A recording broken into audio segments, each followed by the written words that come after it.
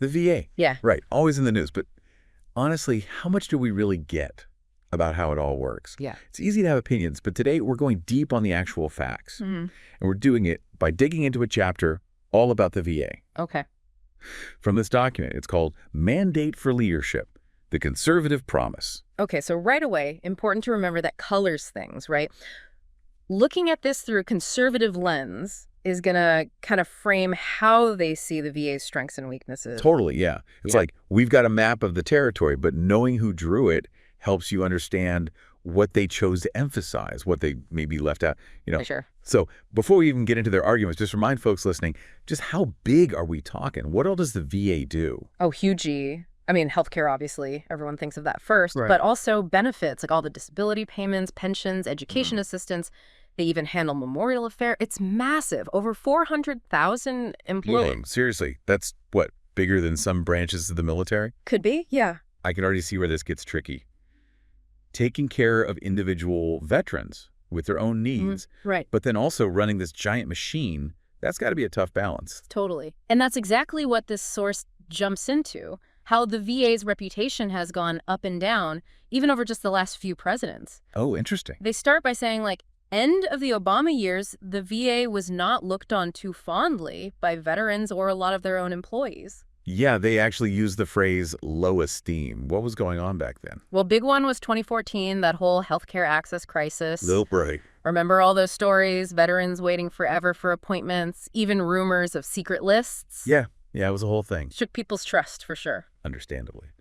So then what? Things got better under? Night and day, according to this source. By 2020, Trump administration, they're saying the VA was one of the most respected federal agencies. Quite a turnaround. Okay, now that's a swing. What'd they credit it to? New leadership or? Partly, yeah.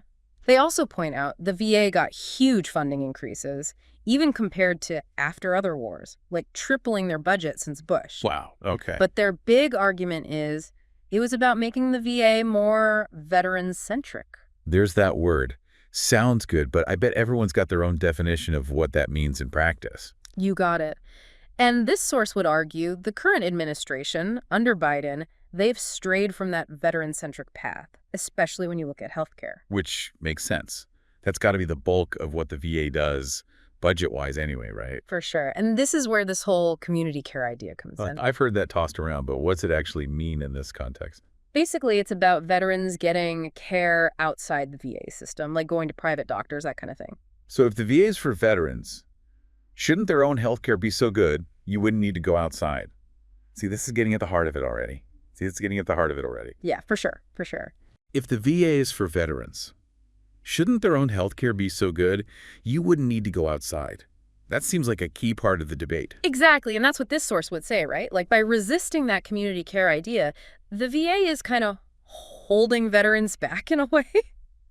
How so? Well, they'd point to things like how long it takes to get an appointment at the VA, all the bureaucracy. Oh, yeah. Their argument is that forces veterans to stay in a system that might not even be the best for them, even if there are better options out there. So it's about choice then, giving veterans more control over their own healthcare decisions. Right, exactly. And they bring up this law, the VA Mission Act. Might ring a bell. Passed back in 2018. Vaguely, remind me. So the whole point of it was to make it easier for veterans to use private health care. Okay. If the VA couldn't provide what they needed, like in a timely way, or if it was a specialty they didn't have in-house, that kind of thing. Makes sense. So law designed to give veterans more choices sounds good. What's the problem? Well, this source would say the current VA, they're dragging their feet on actually making the Mission Act work the way it's supposed to. Really? How so? They're claiming there's all this resistance inside the VA to expanding this access to private care. Huh. Why would that be? You'd think. Their take is some people in the system, they see it as a threat, right? If more and more veterans go outside, what happens to the VA itself? Okay. So it's almost like ideological. Like, what's the role of the VA supposed to be? Big time. This source, they definitely lean towards the VA should be more of a facilitator. Okay. Make sure veterans can get good care wherever that care comes from, not necessarily be the ones giving the care all the time. Interesting. So less about being the whole system, more about making sure veterans can navigate the system, find what works for them. Exactly. They even talk about wanting to rewrite parts of the Mission Act. Oh, wow. Really? To do what? to, in their view, strengthen veterans' rights when it comes to this outside care, more transparency on wait time, stuff like that, holding the VA accountable. So there's this accountability thread running through it. Yeah. It's not just about choice. It's about making sure the VA is held to a certain standard, regardless of where the care happens. Exactly. And this goes beyond healthcare, too, right? Like, they make similar arguments about all the other stuff the VA handles, benefits, and, man, the paperwork. Right, because it's not just hospitals, right? It's disability claims, pensions, all of that. Huge part of what they do. And they get real specific about disability, which makes sense. It's one of the biggest, most complex programs they run. Yeah, and it feels like every few years, there's some new condition that gets recognized as service-connected, right? Yeah. Like Agent Orange back in the day, or now all the stuff about burn pits. And that's actually something this source points to as a potential problem. Really? How so? I mean, those expansions of what qualify, it's a good thing, right? Helping more vets. They'd agree. Those things are well-intentioned. Like the Agent Orange Act, that was 91. And then more recently, that Paty Act in 2022. Their argument is these things, they put a huge financial strain on the VA. And if it keeps expanding, it's not sustainable. That's their worry, yeah. They even suggest the VA needs to rethink how they decide those disability ratings in the first place. You mean like how much money each condition is worth, so to speak? Exactly. That schedule they use, they think it might be too generous, basically. And they're worried about fraud, too. Yeah, that's going to be a tough sell, I'd imagine. Oh, for sure. Huge political hot potato. But their point is, if you're worried about the VA literally going broke, got to look at everything. That's how they see it. But it's not just the money, right? They also get into how the whole system runs, the bureaucracy itself, the wait times. Which, honestly, is that not the complaint about, like, every big government agency? True, true. Not unique to the VA. But their argument is it's especially bad there. And they don't think just throwing money at it fixes it. It's a culture thing. That's what they say. Like, a resistance to change, not enough accountability, that kind of thing. So how do you fix that? You're talking about a huge organization, tons of employees, long history. So how do you fix that? You're talking about a huge organization, tons of employees, long history. Right. Well, this is where they get kind of radical with their solutions, honestly. Okay. Oh, yeah. Like what? They basically want to apply a whole lot of private sector, like, thinking to the VA. Okay. More privatization, bringing in companies to handle stuff, like maybe even those disability exams, speed up the process. Big on updating all their tech, too, which they say is way behind the times. Probably true for a lot of government agencies, let's be real. Oh, for sure. But they even suggest, like, get this, automating some of those disability exams. Ooh, yeah, see, that's going to be controversial. Yep. Replacing a human with an algorithm, there's going to be pushback. No doubt. But it fits their philosophy, which is if you want something done right, sometimes you got to look outside the government. Yeah, government, stay in your lane kind of thing. Exactly. Their view is the VA, they should be the facilitator, right? Connect veterans to the best services, whoever's providing them. So like a, what's that called when you have someone book your whole trip for you? Travel agent. Yeah, like that. Yeah. You're still the one going on the trip, but they handle all the details, find you the good stuff. Perfect analogy. That's what they want the VA to be. Less about being the healthcare system, more about being the expert, guiding veterans to what they need. Interesting. And this is where it gets, I don't know, a little spicy. They have this whole section, they call it the people problem.